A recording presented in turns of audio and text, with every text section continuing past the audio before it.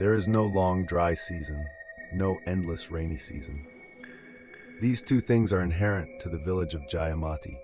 The villagers depend on the very fertile soil for their life. The land that is squeezed by two twin hills called Bukit Kajayan and Bukit Kamachin has a legend that has been passed down from generation to generation about the love and affection of their ancestors, which ends with love until death in the glory days. Thus, the legend emerged as the name of the village that is now side by side with the blessings of nature. Although it must be in the most remote area, it can only be passed by two-wheeled vehicles, or at least four-wheeled carts. The red dirt road is blocked by dense forest along the way. As is the case during the long harvest season in the middle of the year, villagers will hold an earth gratitude ritual to ward off bad luck and express gratitude for the absence of pests and monkeys that came down from Jayamati Hill and disrupted their harvest, which has not happened for the past 10 years. Especially the custom of distributing paddy that has not been milled into rice at people's doorsteps before they sell it, at a very reasonable price for Eko Sumaryanto's family, which has become a long-standing tradition for the villagers. The same thing happens this afternoon in the vast rice fields as far as the eye can see. Several porters have gathered. They wore shabby shirts that covered their bodies up to their heads, bathed in sweat. The coolies have lined up neatly on the edge of the rice field embankment near the road. Some of their fingers already holding rolled tobacco. They sucked it up for energy, even though their throats were dry. "You didn't go to the field, sir?" The hoarse voice of a middle-aged man broke the gaze of a 30-year-old man who was staring at a paper full of scribbles. "Not for this harvest, Mba. Bapak is on business. So from now onwards, I will replace you." The men nodded, except for a teenage boy who stood at the very back with a nervous look. She wiped her face several times to stop the sweat. His mind was in turmoil with a blank stare. "That's good, Jarwo. At least your father Baujang has been working at home for a long time. No need to get dirty and tired like us," said another old man who couldn't wait to receive his daily wage.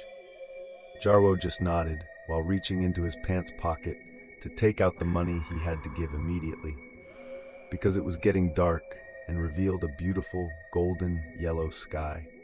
One by one, Jarwo called out the names of the laborers aloud while mentioning the rice harvest that they had put into the wooden carts, which would later be pulled using a motorcycle driven by Jarwo. "Enough!" Jarwo immediately handed over the money. There was never any refusal or shortage, especially since the price of rice porters in Jayamati village was the highest among the neighboring villages. "Come on, hurry up! Who can go home?" asked Jarwo, as there was only one person left. "Reza," continued Jarwo shouting while looking at the notepaper. "I'm Kang." "Sorry, Kang, I only got a little," Reza said as he continued to wipe the sweat off his face. Jarwo's gaze at the paper was quite astonished, because for a 15-year-old boy, Reza was already able to carry heavy sacks of rice with a body that should not have been ready for heavy work in the fields. "This isn't your first time as a porter, Za." Some people who were about to go home turned back. They wanted to make sure that the boy, who was almost the same age as their own children at home, got a decent wage, if not more, because of his persistence. Moreover, they knew about the boy's unfortunate fate. "Just pay Jarwo if you can give more. He's Sidi's only son." "That's right. Most of the money will be taken to the Mekar Bumi market to buy medicine for her wounds and buy side dishes." "Do you know how Siti is? She can't even talk anymore." "She's been like that for 10 years, said another grown man, reminding Jarwo. "If only her father Harun was still alive, that child wouldn't need to be like us." All the porters looked at each other, as they were all almost aware of Sidi's current condition. "Is Aaron really the father?" There was an instant silence. They didn't want Reza to hear what they had just said. Despite the fact that both of the teenager's ears were functioning properly, he had heard the words about his late father many times. "Usually you always give more to Reza," said another coolie, breaking the silence. Several times the coolie's answers made Jarwo nod, especially when he learned the name Siti, a name that was familiar to Jarwo and the rest of Jayamati village. "Ma, want more za?" whispered Jarwo after handing over the money he had added to Reza's wages. With the hand that had just slipped the money into his pants pocket, Reza shook his head slowly, signaling his refusal. "No, Kang, thank you," Reza replied quietly. "It's enough to buy a side dish or medicine for your mother's leg wound," Jarwo said, a little pushy because the compassion in his heart was at work. "I have to go home soon, Kang. Mom must be starving, and there are no neighbors who give my mother food and drink. There is only water left in the shell container." Reza replied with a worried and pleading face, as if to tell the condition of his mother at home. Jarwo immediately understood Reza's words. He already knew the condition of Siti's mother, which Baujang had told at Mr. Ako's house as his current employer. "If you want, tonight there is a load of rice from the warehouse next to Mr. Iko's house into a cart that will be taken to the village border to be loaded into a pickup truck to the Mekkarbumi market until the early hours of the morning. Now I also take care of Za, not Baujang or Mr. Iko. The salary is not bad," continued Jarwo, trying to convince.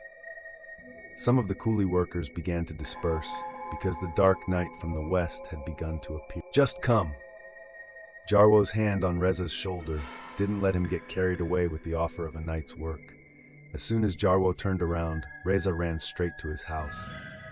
"Wait for Eza, Mom. Mom must be thirsty and hungry," whispered Reza as he took 1,000 steps, ignoring Jarwo's offer. Reza passed through a large park that had been transformed into a soccer field. The newly crowded field abandoned by teenagers, where the world of play should have belonged to them, is now also being usurped by reality and circumstance. On a recent night with the cold air enveloping Jayamati village, all the residents' doors would be tightly closed. No child would step outside, especially if the harvesting in Bapak's rice field, as Pak Eko calls it, was in progress. They prefer to light a stove with a blazing fire to cook food, the rest of which they will deliberately throw to the ground as a habit of avoiding danger from the disturbance of Jayamati hill monkeys. The danger they fear, even though it never happened. The strong wind and cold air did not fail to hit one of the huts at the very front of the village, bordering the dense forest that has a road leading to the twin hills of Jayamati. Several times the old room full of holes thrashed against the wind, a house that should have collapsed several years ago because it was no longer suitable for Reza and Mrs. Siti, who did not know where to go if the hut collapsed. The sound of Reza's fast-moving footsteps preparing food for his mother could be heard pawing at the dirt floor, while continuing to make sure some of the poles supporting the hut were still sturdy. "Wait a minute, Mom," Reza said in a trembling voice, because the worms inside his body have been noisy since the last time he ate in the rice fields. Only a pair of eyes, barely covered by a mess of hair, kept their eyes on Reza, whose mouth opened several times to expel mucus, hitting the shabby, floral-patterned negligee he was wearing, which she had been wearing for 2 days. "Sorry, Reza, for being late. At least Mom has to drink and eat." "Wait, the food will be ready in a minute. Reza is still cooking." Reza immediately sat next to Mrs. Siti, while carrying a container of warm water and a towel. Busiti shook her head, as if signaling refusal. "It's okay, ma'am. It's not too bruising." Reza's trembling hands washed the legs that were tied to the wood. For him, this was a habit he had to get into, to make sure Ibu Siti's feet were not bruised. Can still move normally, although her movements must be restrained by the old teak wood that has been supporting her legs for almost 7 years. "Maybe Mbayanto will come tonight, ma'am, to give you some herbal medicine." Krek. Krek. Suddenly Ibu Siti's hands, bound by the rope, moved slowly. The wooden pole of the payanga also moved. "Boo," said Reza. Mrs. Siti just shook her head, her mouth twitching as if she was saying something Reza didn't understand. "Calm down, ma'am. The wood will collapse and the house will too," said Reza, trying to remain silent. Reza quickly washed his mother's feet. "This is the last medicine I can apply to the skin of your feet," Be patient. The money from the porters is only enough to buy side dishes for the next 3 days. Reza said as he poured the medicine on both ankles, who had to rub against wooden beams all the time. The circumstances Reza faced while caring for Ibu Siti made his tears and heart weak. In fact, he forgot the last time he cried, lamenting the fate of this life and the circumstances that made him grow up too fast. To make sure it's clean and there are no animals, Reza cleansed the soil first, Reza said. His habit of talking to himself without any response from Ibu Siti filled Reza with silence at all times. Now the broomstick that moves slowly on the floor continues to be watched by Ibu Siti's 2 eyeballs, which then the comb will tidy up the messy hair, which for anyone who sees Ibu Siti for the first time will be immediately frightened, especially since the hut is only lit by a dim lamp that is deliberately attached to the wall of the room. Shrek! Shrek! Several times Reza looked at the wooden stocks that continued to move slowly, unusually tonight. Siti was not calm. Reza's anxiety was not only for his mother's condition, but also for his hut house. If his mother continued to move wildly, it was not impossible that the rope binding Siti's hands could cause the house to collapse. No way, just because mom is hungry, Reza whispered anxiously. 2 pieces of fried tempeh and warm rice were already on the plate that Reza carried to Busiti quickly. Jep, suddenly the 2 dim lights near her body went out simultaneously, untouched by the wind. The dirt-floored living room instantly became dark, except for Reza's room and the fire in the kitchen stove that was lit as a source of light. Strange, Reza said. Busiti's mouth dropped open, but not like a starving person, but like someone who wanted to eat. The dirt-floored living room instantly became dark, except for Reza's room and the fire in the kitchen stove that was lit as a source of light. Strange, Reza said. Busiti's mouth dropped open, but not like a hungry person, but like someone who wanted to shout loudly but didn't make a sound, and followed by her feet touching the wooden stock more and more wildly. Calm up, Boo! Calm down, Momites Rezai! Reza said frantically. Mrs. Siti's head kept shaking, making the long hair that Reza had just styled fall apart again. Mrs. Siti seemed to be making a gesture that Reza didn't understand at all. Boo! Calm down, said Reza, immediately restraining Mrs. Siti's old hand from moving. He felt his hair stand up. Mrs. Siti's eyes bulged with all her might. Without Reza realizing it, the dim light from the room and the flames in the kitchen showed that Reza and Ibu Siti were not the only ones in the middle room. However, a large handful of fur approached the log. Reza immediately let go of Ibu Siti's hand, between excitement, shock, anxiety, and disbelief that she could scream that loudly. Boo! Reza shouted. Without Reza realizing it, from beside his body, a black shadow resembling a large hand was getting closer, moving slowly on the dirt floor. Reza! What happened? Reza shook his head slowly. He couldn't answer an old man's question. With graying hair, walking hurriedly while carrying a coconut shell container filled with potions. The person who was always expected to come to the hut to confirm Busiti's condition was Mbayanto. Get out of the way! It's so strange, Mba. Mom can suddenly scream. Reza said, still in disbelief, even though his mother's eyes were closed. Mbayanto immediately opened Siti's mouth, and she drank all the liquid in the green shell container, like a person who is very thirsty, even though Reza had given him plenty to drink. Treat your mother's ankles, said Mbayanto. Reza immediately took the medicine bottle, but when he was about to drop it near Siti's ankle, not a single drop came out. I'm finished, Reza said resignedly. Mbayanto shook his head slowly. Jayamati village's location far from the Mekarbumi market and the darkness of the night made things even more difficult. There's no way you can go to the market tonight. Surely the drugstore is closed, said Mbayanto, while making sure the 2 padlocks were still in the locked position on the wooden pegs and the rope was still binding Siti's hands.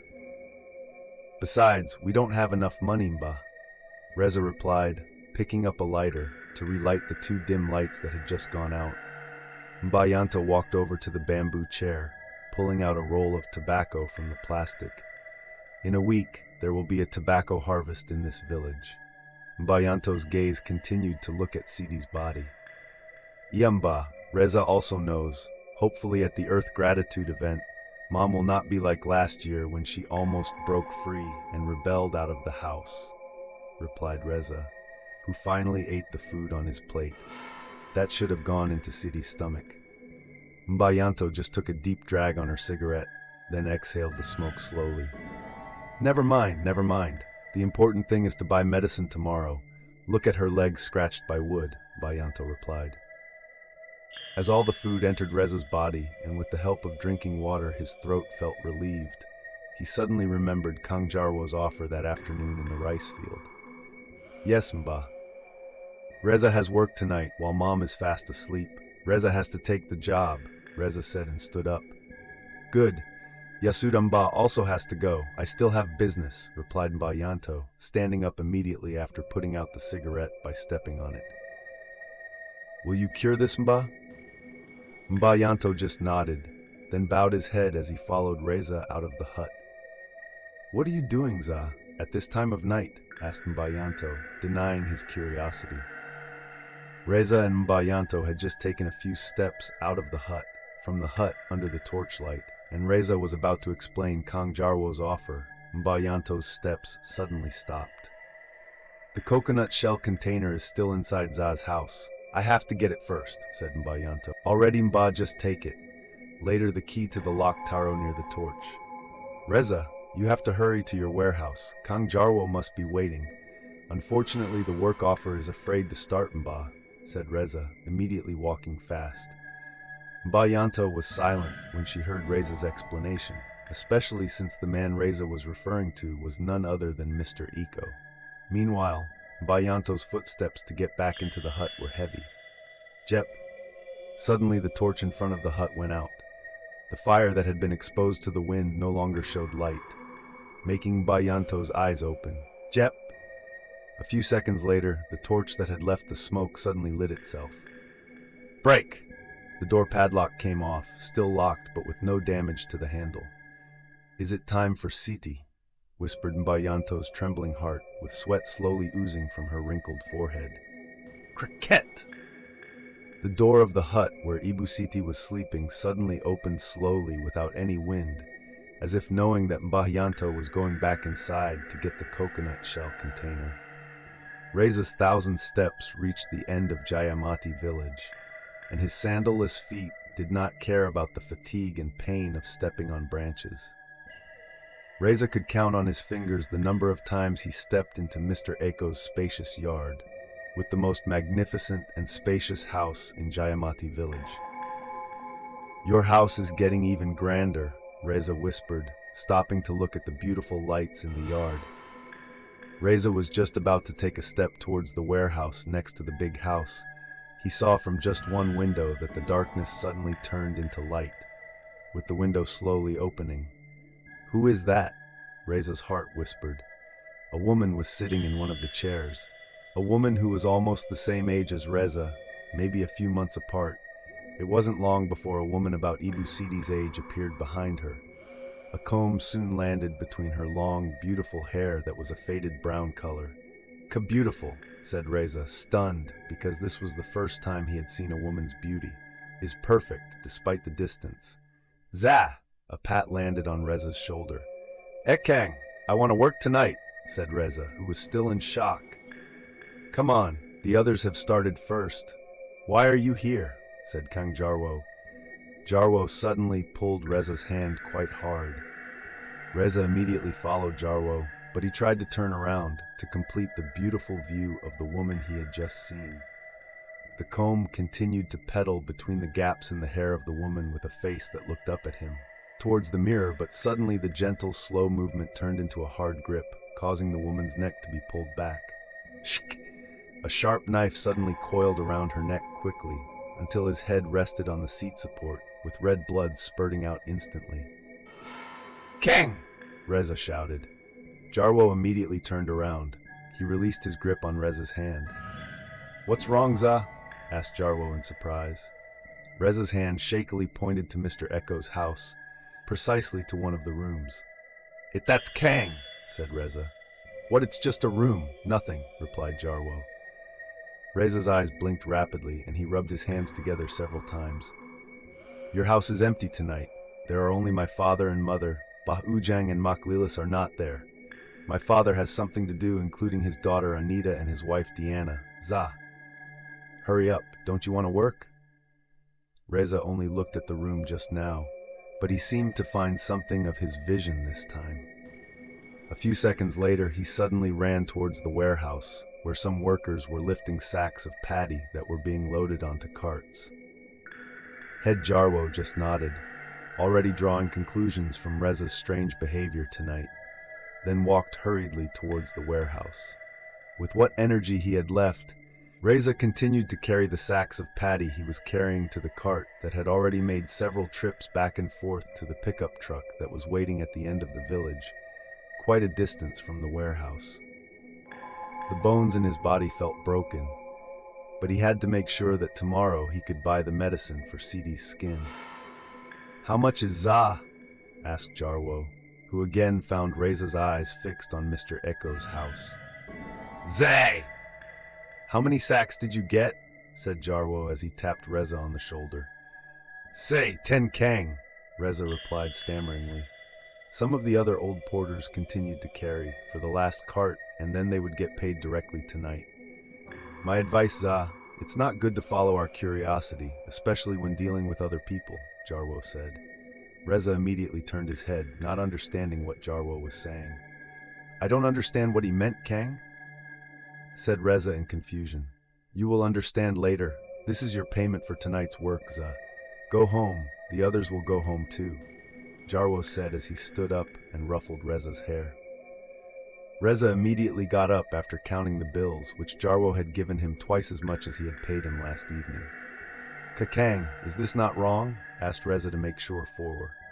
To buy your mother's medicine, right? Asked Jarwo. Reza was immediately confused, even though he hadn't told Jarwo that the money would be used to buy medicine. Brook, brook, brook. The sound of the cart wheels being pulled and pushed by the 4 people was very fast.